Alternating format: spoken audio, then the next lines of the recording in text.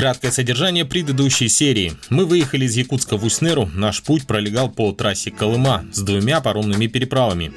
Переночевав в Усть-Нере, мы собрали наши катамараны и выдвинулись в сплав по реке Индигирка протяженностью в 350 километров. К концу второго дня мы добрались до границы Аймиконского и Момского районов.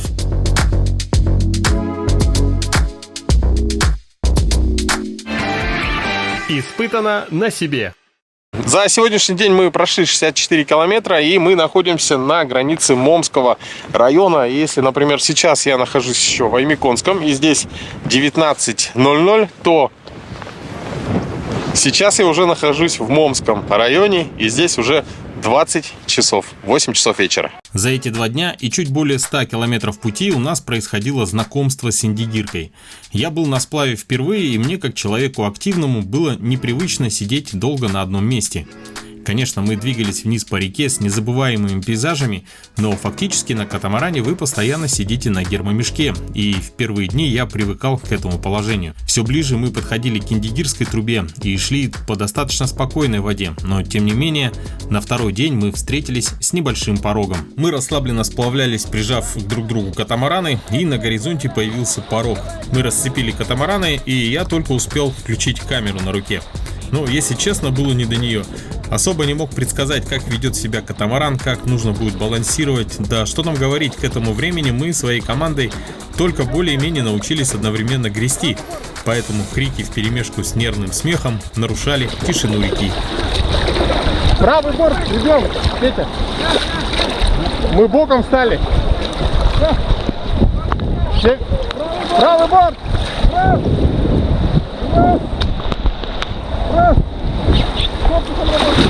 Все вместе теперь.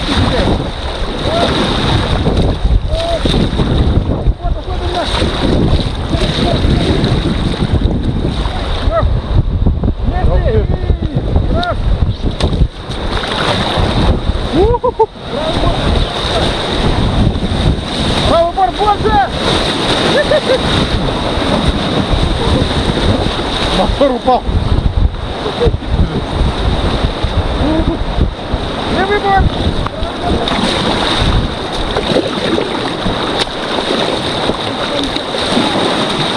Тормози, давай!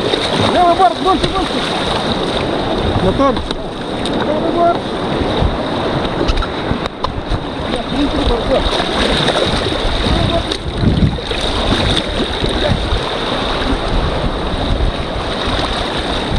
Чего себе?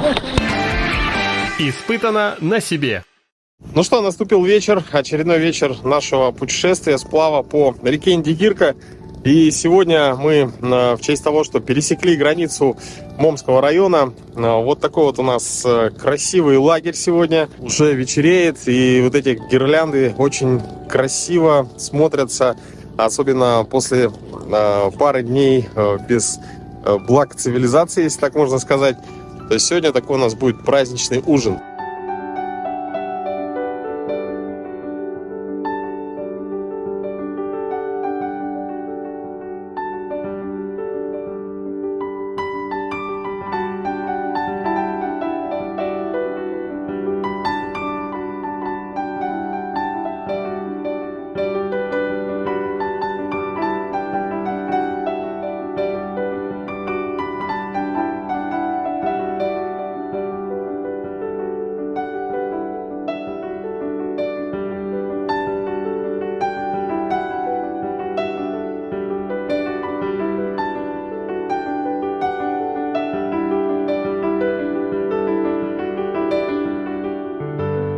Друзья, доброе утро. Сейчас по моему лицу видно, что сейчас очень рано. Мы на берегу реки Индигирка, и сегодня на меня выпала роль кострового. Задача кострового – разжечь костер, вскипятить воды и приготовить завтрак. В это время в лагере все спят, поэтому надо быть очень тихим и, конечно же, никого не разбудить. Ну а нам нужно разжечь костер.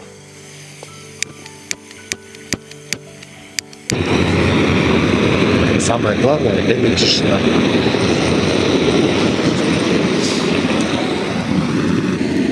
Из всех способов разжечь костер для себя я выбрал именно этот, потому что он простой и быстрый. и, в принципе, эффективный. Хотелось бы вам напомнить, что при использовании огня, баллонов нужно соблюдать технику безопасности. Также есть нюанс, дорогие друзья, если у вас есть что-то наподобие этого, нужно у предыдущего кострового проконсультироваться, как это собирается. Я это не сделал, сейчас буду делать вместе с вами. Так, но я видел, что это стоит над огнем, и очень удобно кипятить на нем чай. Ага, все, собрано. И пока костер, он разгорелся. Так, инструкция, как не сжечь пуховик.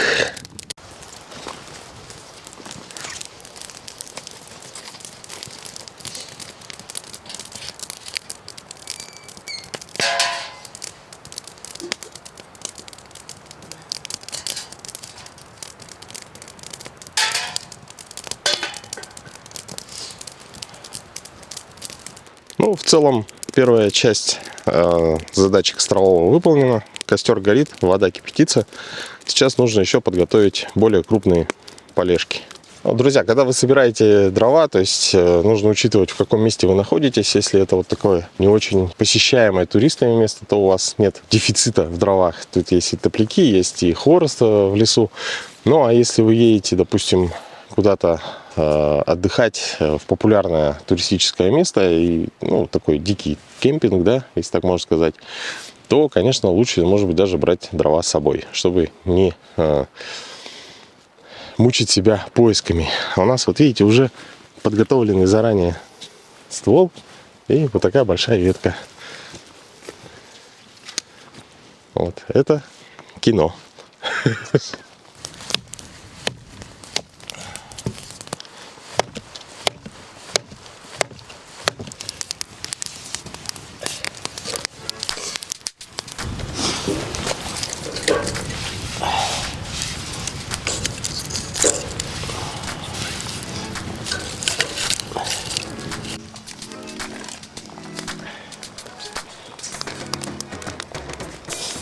Так. Доброе утро.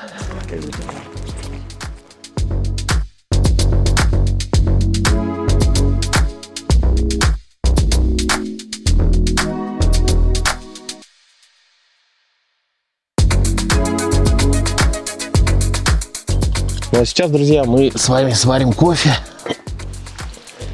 Для этого наберем индигирской воды.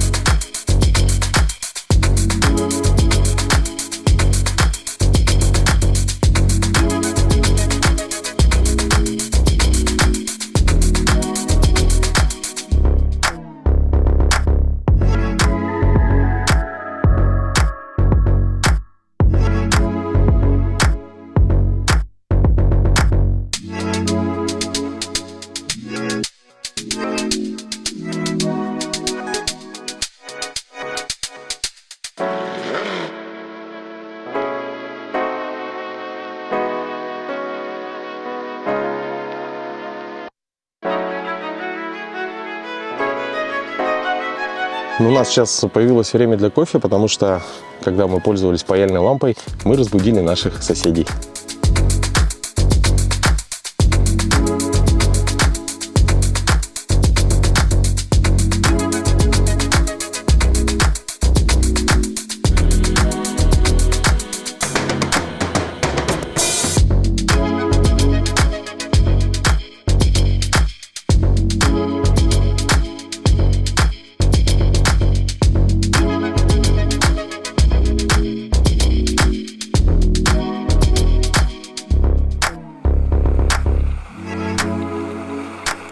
Ну, конечно, друзья, в дальних поездках нужно, наверное, брать что-то такое, что вам будет доставлять удовольствие. И, как бы, конечно, это стресс всегда для организма, когда вы находитесь вне цивилизации. Ну, а вот такие вот мелочи, допустим, могут вам привнести какую-то толику такого возврата домой, можно сказать, да. То есть о доме мы все скучаем, конечно. Вот. Ну и чашечка крепкого заваренного кофе, я думаю, украсит не одно утро вашего похода. Ну а здесь получается водичка уже окрасилась практически в коричневый цвет, соответственно, в цвет кофе. Это значит, что можно уже выключать горелку.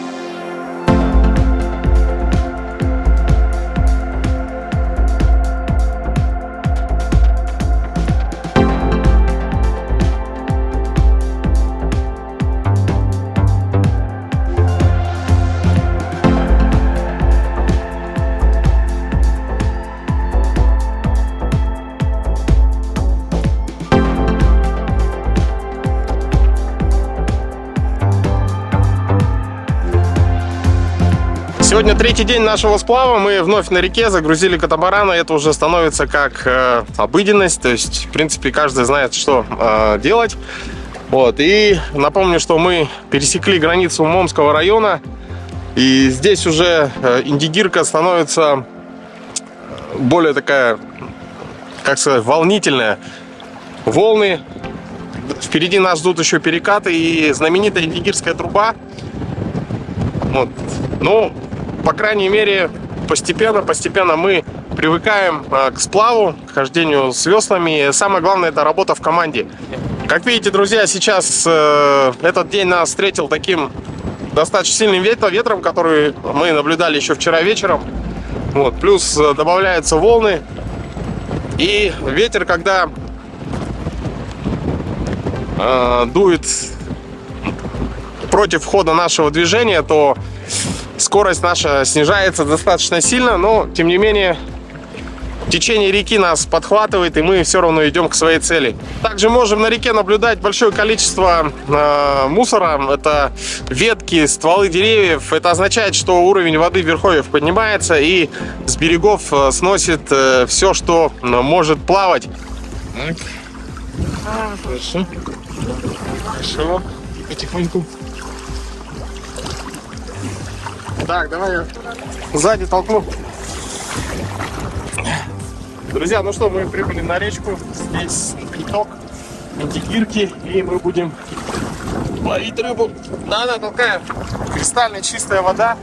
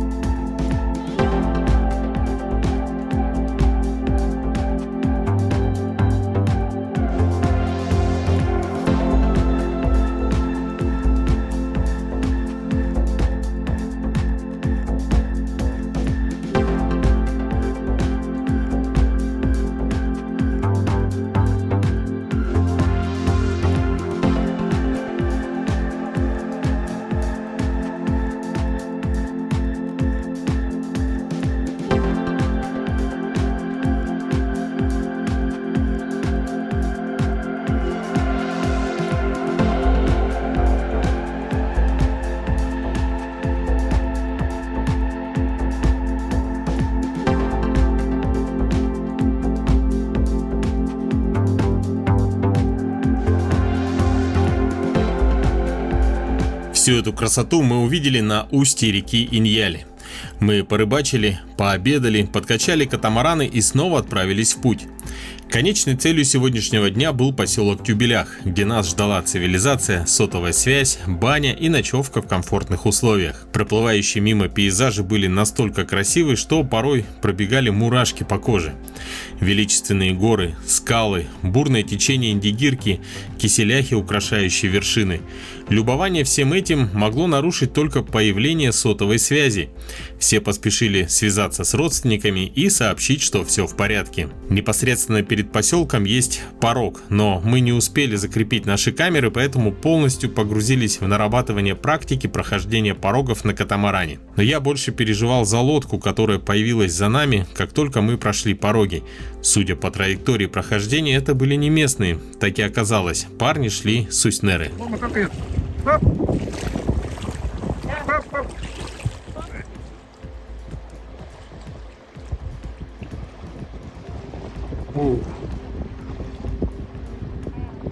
Корпусная, да? Ничего себе. Нормально.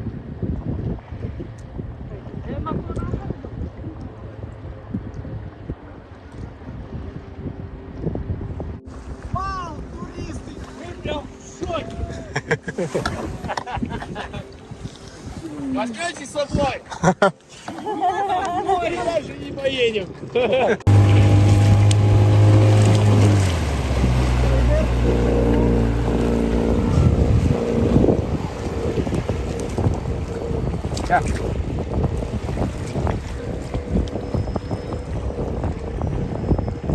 Вот мы прошли порог Быктах, это под Тюбеляхом. Сейчас причалим скоро в Тюбеляху. Такие пороги послезавтра, когда войдем в трубу, будут на каждом повороте.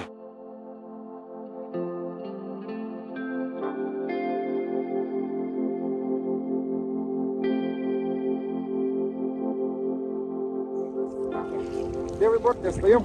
Раз. Раз. Оп. Правый пока вдыхаем. Левый борт работает. Да, тут течения нету.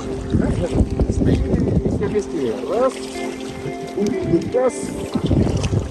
Раз. Друзья, ну что, мы подошли к поселку Тюбелях. Сейчас второй катамаран подходит, и мы определимся, где будем вставать к берегу.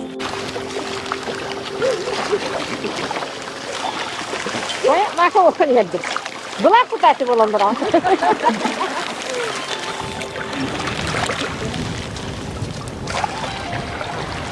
Так, вперед. И все вместе. Раз. Два оператора на камеры снимаем. Мы работаем.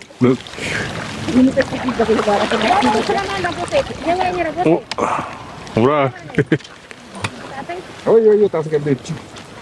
Сегодня у нас ночевка будет в цивилизации. Мы будем располагаться в клубе поселка Тюбелях. Завтра планируем пеший поход, но главное, чтобы не было дождя. Если будет дождь, то, скорее всего, поход отменится. Ну, пока погода нормальная, облачная.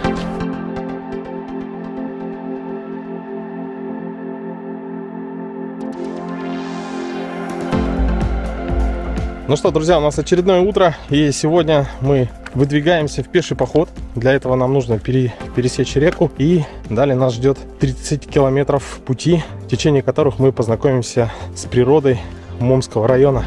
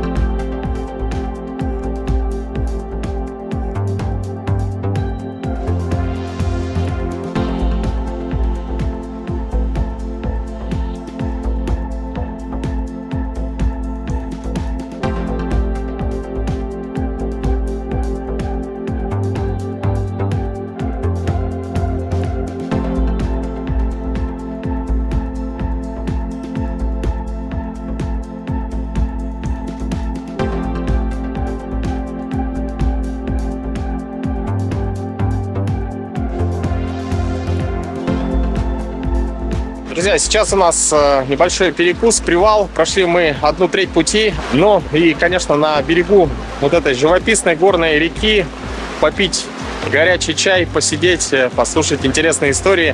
Это многого стоит. Ну и, конечно, впереди будет еще красивее. Но во время подъема очень понравился вид, открывающийся на сам поселок. Ну и, конечно, наледь, которая, даже несмотря, что сейчас уже конец лета, конец августа, все еще не растаял до конца.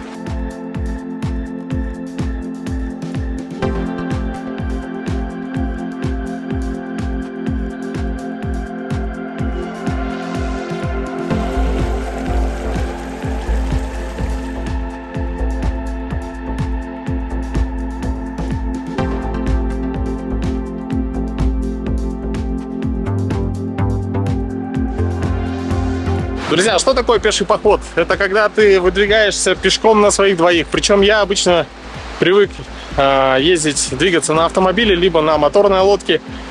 И поэтому для меня вот этот поход, он достаточно такой, очень, как сказать, волнительный. Я думал, выдержу или нет. Ну, пока в целом мы прошли больше половины пути. Нет, меньше половины пути, считая обратный. И в целом все, в принципе, хорошо. Но когда видишь вот такие места, когда делаешь фотографии, потом радуешь своих родственников, подписчиков, ну, у всех разные цели, просто это все покрывает с лихвой все физические затраты, нагрузки, переживания насчет похода. Вот, ну, я думаю, что именно за этим туристы приезжают в разные интересные места, достопримечательности, чтобы запечатлеть себя, чтобы увидеть эти красоты своими глазами. И я напоминаю, что мы находимся в Момском районе, и здесь просто прям мурашки по коже, друзья. Вам нужно обязательно посетить это место, этот район, чтобы воочию убедиться в моих словах.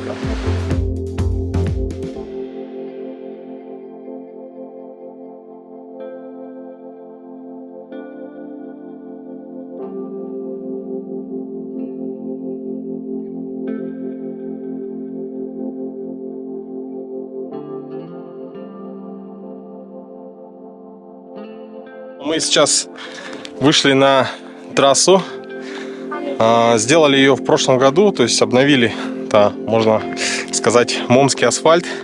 Вот, и далее наша дорога пойдет уже по дороге. Сделали ее на артель, соответственно, круглогодично пользуются данной дорогой, в том числе и местные жители, и когда на Индигирке наледь.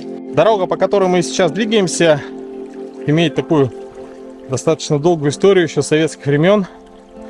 С времен ГУЛАГов, сталинских времен. Всем известна трасса Колыма, дорога на костях. И на строительство этой дороги также отправлялись заключенные.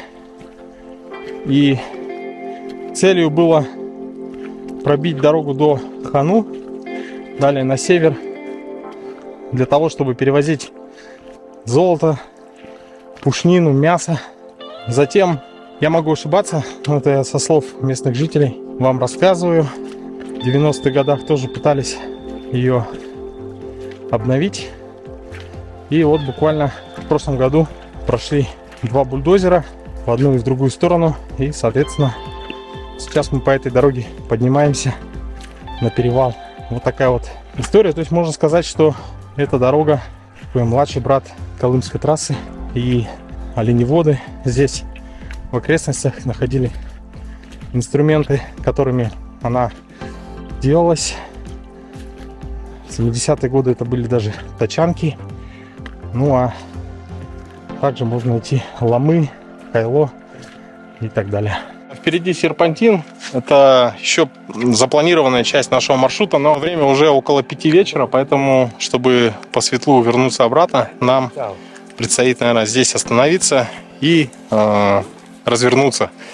Но, тем не менее, у нас есть с собой дрон, благодаря которому мы посмотрим интересный серпантин и в том числе дорожный балок, который был поставлен еще в 90-е годы.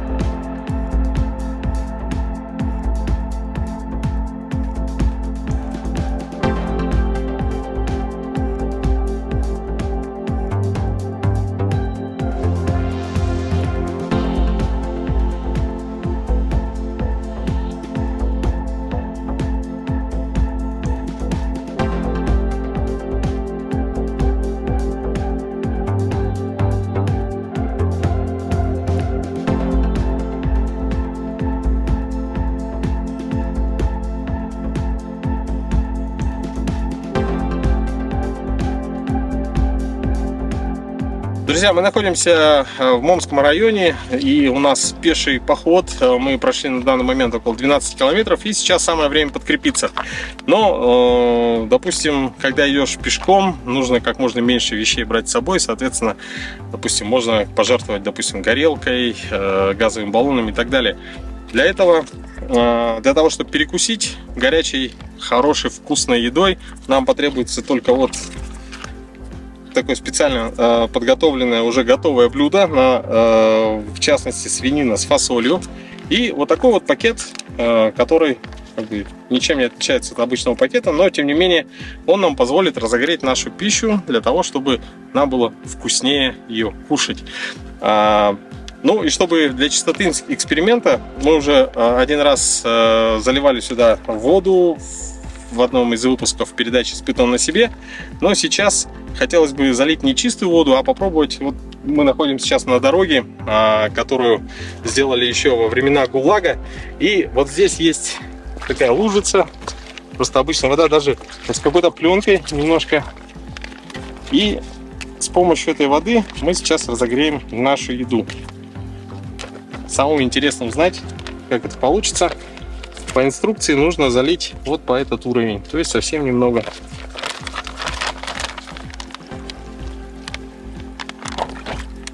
Я поднесу поближе, слышно шипение, и уже пошла реакция.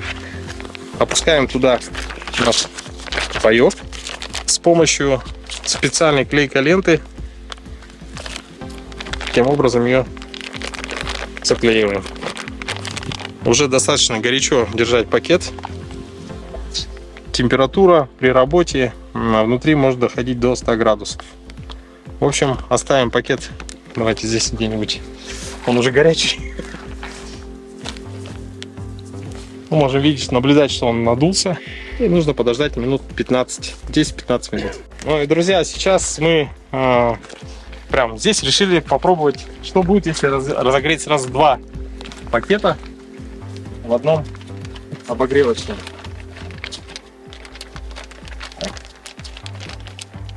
Заклеиваем. Ну что, следующее включение через 10-15 минут.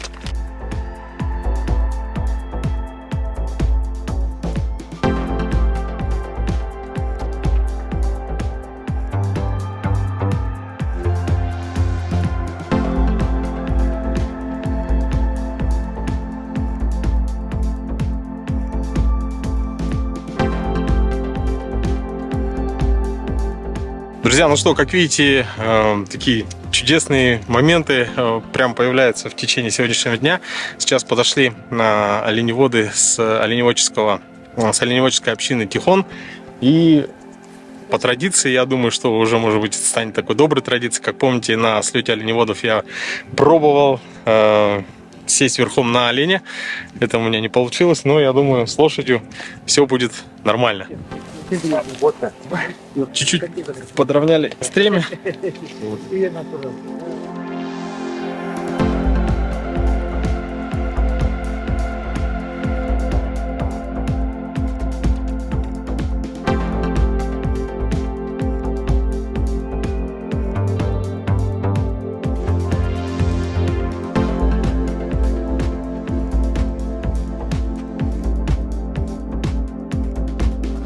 Просто незабываемое впечатление, друзья. Это Момский район.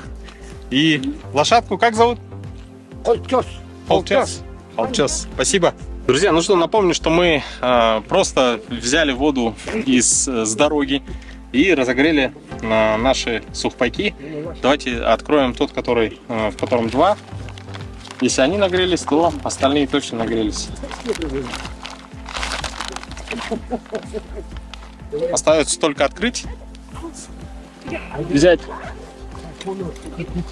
большую ложку и пообедать.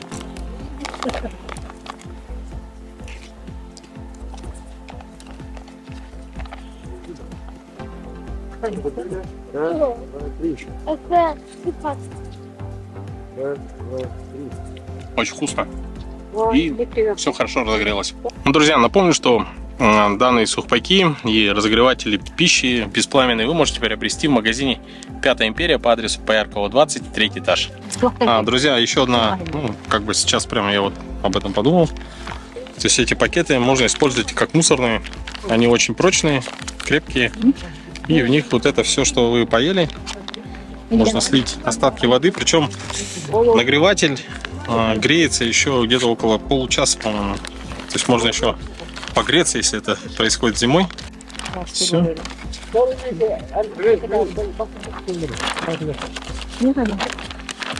Друзья, ну что, у нас обратный путь домой. Двигаемся до поселка Тюбелях, если быть точнее, до реки Индигирка, где нас встретят моторные лодки. Но впереди еще нас ожидает наледь. Очень хочется посмотреть на лед в конце августа.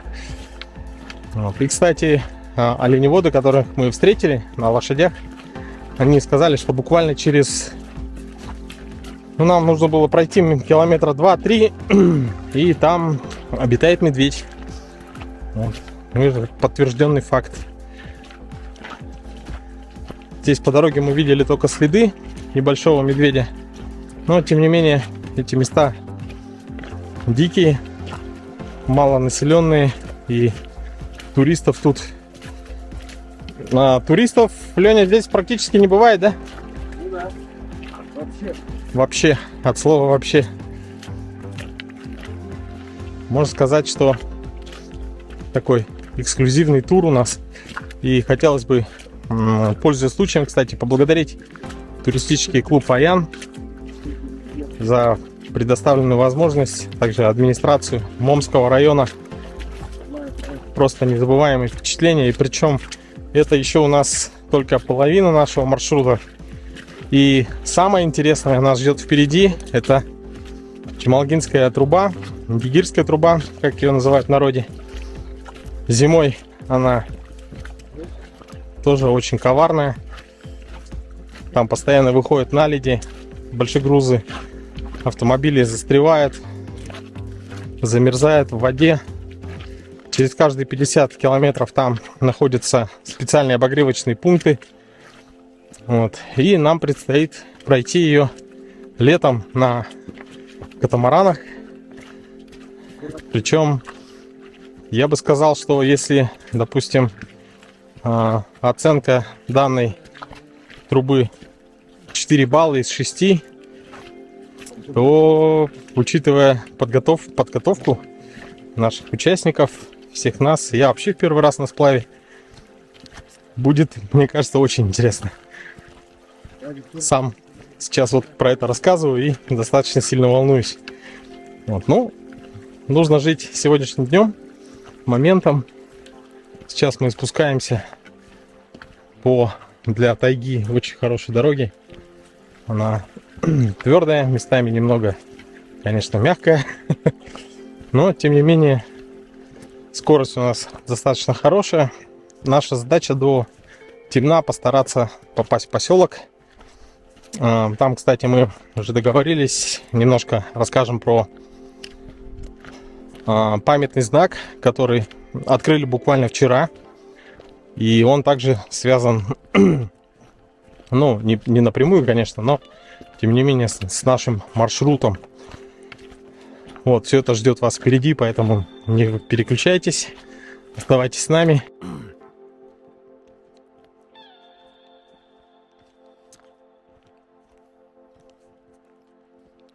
В такие пешие походы, нужно брать с собой не только еду, но и желательно что-нибудь такое вкусненькое, сладенькое, чтобы восстанавливать глюкозу, чтобы у вас была энергия. Вот я в первый раз такой вот нашел. Это, по-моему, в Нижнем Бестяхе в магазине. Такая фруктовая смесь. Не фруктовая, но, в общем, тут орехи в сахаре. 2 в одном. И энергия, и сахар. Ой, как красиво. Мы подошли к леднику. Я думаю, на многих горных реках есть подобные булусы, наледи. И здесь, в Омском районе, также есть Улахан-Тарен. Это одна из самых больших наледей в мире, если не самая большая. Ну а мы сейчас здесь в рамках нашего похода тоже посетили вот такое вот замечательное место. Конец лета, и наледь еще до конца не растаяла.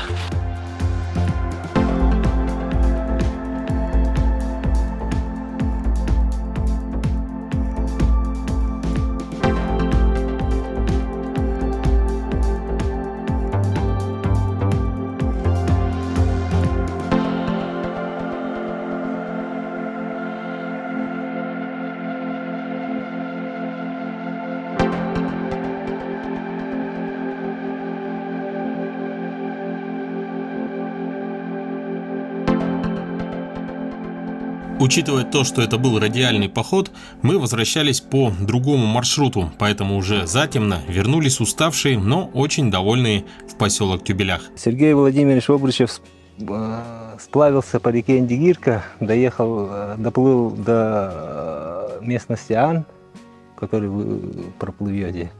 И там он не смог спуститься, и позже писал, что Индигирка – это самая мрачная и самая страшная река, в которой ему довелось побывать.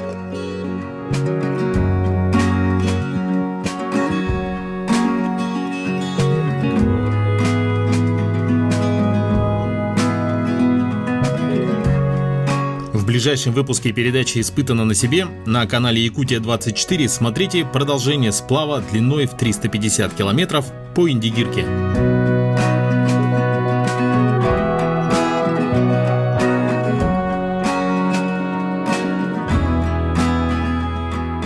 Сплав по Индигирке!